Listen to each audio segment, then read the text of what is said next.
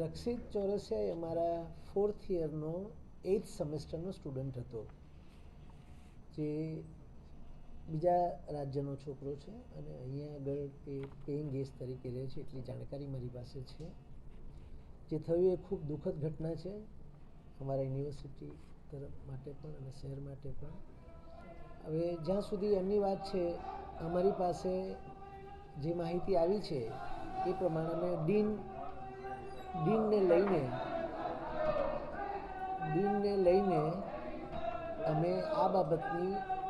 વાત કરીને, ચર્ચા કરીને, જે કંઈ કમિટીનું